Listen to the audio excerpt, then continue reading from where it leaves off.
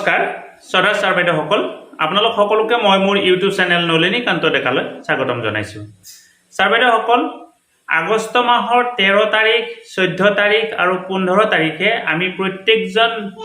এই শিক্ষক শিক্ষয়িত্ৰী তথা ছাত্ৰ ছাত্ৰীয়ে নিজৰ নিজৰ বাসগৃহত আৰু আমাৰ বিদ্যালয়ত জাতীয় পতাকা উত্তোলন আৰু প্ৰদৰ্শন কৰিব লাগিব। এতিয়া 13 আগষ্ট 2022 তাৰিখে বিদ্যালয়ত আমি কি কাৰ্যসূচী কৰিব লাগিব আজিৰ এই ভিডিঅ'টোৰ জৰিয়তে সেই কথাখিনি ক'বৰ কাৰণে চেষ্টা কৰিম। যেহেতু আমাক 11 তাৰিখৰ পৰা 15 তাৰিখলৈ আমাৰ বিদ্যালয়সমূহত বিভিন্ন কাৰ্যসূচী ৰূপায়ণ কৰিবৰ কাৰণে দিছে, 13 আগষ্ট তাৰিখে আমি বিশেষ কিছু কাৰ্যসূচী আমাৰ বিদ্যালয়ত কৰিব লাগিব আৰু ভিডিঅ'টোৰ জৰিয়তে সেইখিনি আপোনালোকে গম পাবৰ কাৰণে সক্ষম হ'ব। ছাৰ বাইদেউসকল আমি আমাৰ ছাত্ৰ ছাত্ৰীসকলক জাতীয় পতাকাখনৰ বিষয়ে কোৱাটো অত্যন্ত দৰকাৰ আৰু ইতিমধ্যে নিশ্চয় আপোনালোকে কৈছে আৰু কিবা কাৰণত যদি আপোনালোকে জাতীয় পতাকাখনৰ বিষয়ে ছাত্ৰ ছাত্ৰীক কোৱা নাই আৰু কম বুলি ভাবি আছে তেতিয়াহ'লে এই ভিডিঅ'টো আপোনালোকে চাওক। এই ভিডিঅ'টোত মই জাতীয় পতাকাখনৰ বিষয়ে সম্পূৰ্ণ কথা ক'বৰ কাৰণে চেষ্টা কৰিছোঁ। হিষ্ট্ৰী কেনেকুৱা ধৰণে প্ৰথমতে আৰম্ভ কৰিছিল আৰু বৰ্তমানৰ অৱস্থিতিটো কেনেকুৱা সেই আটাইখিনি কথা ক'বৰ কাৰণে চেষ্টা কৰিছোঁ। এতিয়া 13 আগষ্ট 14 আগষ্ট 15 আগষ্ট এই তিনিদিন যিহেতু আমাক হৰ ঘৰ তিৰংগা প্ৰত্যেকখন ঘৰতে জাতীয় পতাকা উত্তোলন বা প্ৰদৰ্শন কৰাৰ কাৰণে নিৰ্দেশনা দিয়া হৈছে, গতিকে 13 আগষ্ট তাৰিখে ৰাতিপুৱা 6 বজাত আমি আমাৰ ঘৰত কি কৰিব লাগিব, জাতীয় পতাকা উত্তোলন বা জাতীয় পতাকা প্ৰদৰ্শন কৰিব লাগিব। এতিয়া জাতীয় পতাকা উত্তোলন আৰু প্ৰদৰ্শনৰ মাজত পাৰ্থক্য কি, বা উত্তোলন কৰিলে 3 দিন ৰাখিব পৰা যাব নে প্ৰদৰ্শন কৰিলে 3 দিন ৰাখিব পৰা যাব। আগৰ দৰে জাতীয় পতাকাখন ৰাতিপুৱা উত্তোলন কৰি সন্ধিয়া আকৌ জাতীয় পতাকাখন নুমাব লাগিব নে কণ্টিনিউ 13, 14, 15 তাৰিখলৈকে জাতীয় পতাকাখন উত্তোলন কৰি ৰাখিব পৰা যাব। এই আটাইখিনি কথা সামৰি মই এই ভিডিঅ'টো বনাইছোঁ।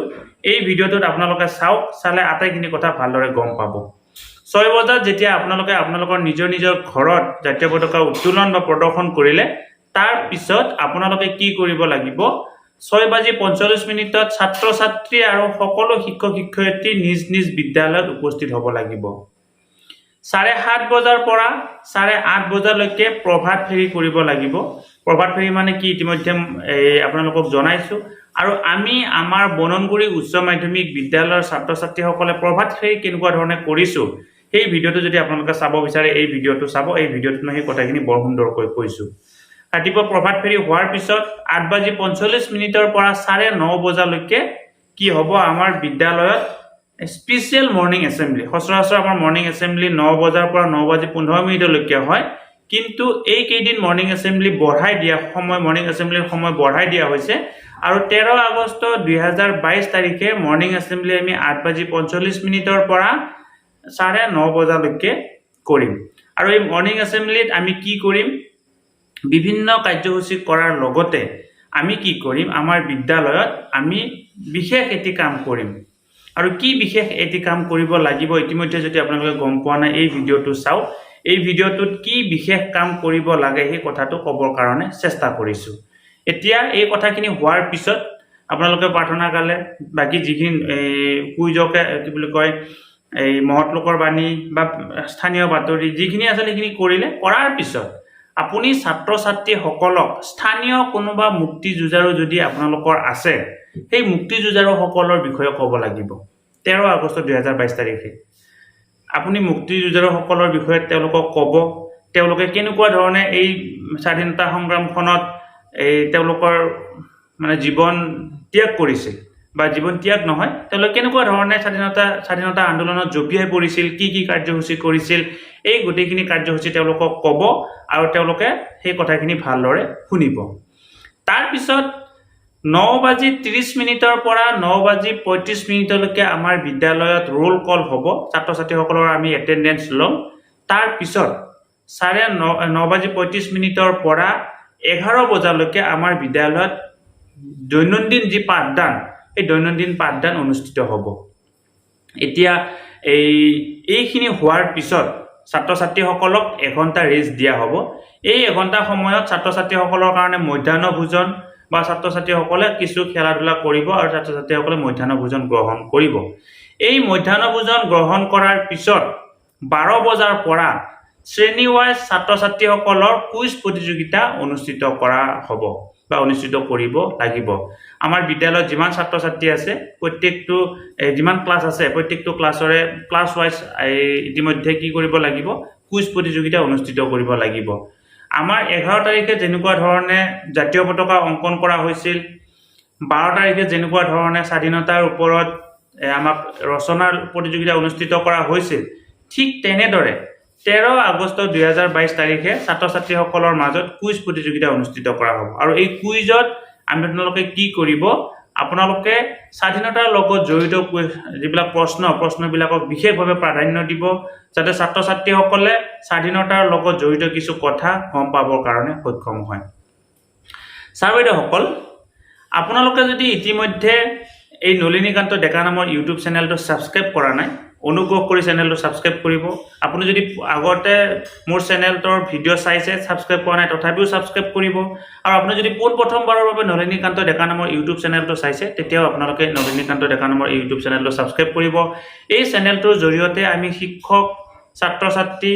অভিভাৱক আৰু বিদ্যালয়ৰ কাৰণে উপযোগী কিছু ভিডিঅ' প্ৰস্তুত কৰিবৰ কাৰণে চেষ্টা কৰিছো আৰু ইতিমধ্যে আপোনালোকে আমাক সহাৰি দিছে আৰু আপোনালোকে এই চেনেলটো আকোৱালি লৈছে ছাৰ বাইদেউসকল এইখিনিতে এটি বিশেষ কথা যে আমি কি কৰিব লাগিব আমি জাতীয় পতাকা উত্তোলন কৰাৰ পিছত সেই জাতীয় পতাকাৰ সৈতে একোখনকৈ সেলফি ল'ব লাগিব আৰু আমাৰ যেহেতু আজিকালি ডাঙৰ মোবাইল প্ৰায় আছে সকলোৰে আমি সেলফি লৈয়ে থাকো এই জাতীয় পতাকাখনৰ সৈতে একপি সেলফি ল'ব লাগিব আৰু সেলফি লৈ উঠি এটি নিৰ্দিষ্ট ৱেবছাইটত কি কৰিব লাগিব সেই সেলফি কপি আপলোড কৰিব লাগিব এই ৱেবছাইটৰ নাম হৈছে harghartiranga.com আপোনালোকে সেই ৱেবছাইটলৈকে যাব ৱেবছাইটত গৈ নিৰ্দিষ্ট ঠাই আছে আপোনালোকৰ নাম লিখিব আপোনালোকৰ সেলফিখন আপলোড কৰি মানে তাত দিব দি আপোনালোকে সেইখন আপলোড কৰিব এতিয়া আপুনি হয়তো ভাবিছে সেলফিখন কি পদ্ধতিত আপলোড কৰিম আপুনি যদি ইতিমধ্যে সেই কথাখিনি ভালদৰে জানিব বিচাৰে আৰু ভিডিঅ'টো চোৱা নাই অনুগ্ৰহ কৰি এই ভিডিঅ'টো চাব এই ভিডিঅ'টোত এখন সেলফি কেনেকুৱা ধৰণে আপলোড কৰিব লাগে সেই কথাটো কোৱা হৈছে এই সেলফি যে অকল শিক্ষকে দিব লাগিব তেনেকুৱা নহয় শিক্ষক ছাত্ৰ ছাত্ৰী অভিভাৱক সমাজৰ ব্যক্তি সকলোৱে এই সেলফি আপলোড কৰাটো বাধ্যতামূলক বা আপোনালোকে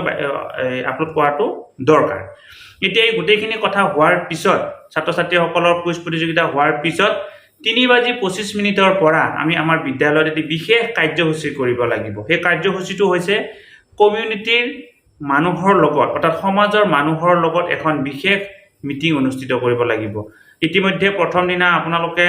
এই অভিভাৱক আৰু শিক্ষকৰ মিটিং হ'ল দ্বিতীয় দিনা SMDC মিটিং হ'ল তৃতীয় দিনা সমাজৰ মানুহৰ লগত মিটিং হ'ব এটা সমাজৰ মানুহ বুলি কোৱাৰ লগে লগে অভিভাৱকও থাকিব SMDC মেম্বাৰো থাকিব তাৰ উপৰিও অভিভাৱক নোহোৱা আন ব্যক্তিসকলো থাকিব স্থানীয় কোনোবা যদি যুৱ সংগঠন আছে তাৰ ব্যক্তিসকল থাকিব এই সকলোবিলাকক আমন্ত্ৰণ কৰি আপোনালোকে এখন মিটিং অনুষ্ঠিত কৰিব আৰু মিটিঙৰ জৰিয়তে ইতিমধ্যে যেহেতু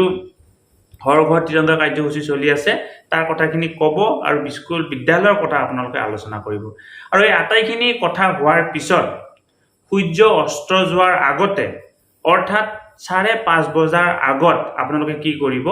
যদি জাতীয় পতাকাখন উত্তোলন কৰিছিল নিজৰ বিদ্যালয়ত তেতিয়াহ'লে জাতীয় পতাকাখন আপোনালোকে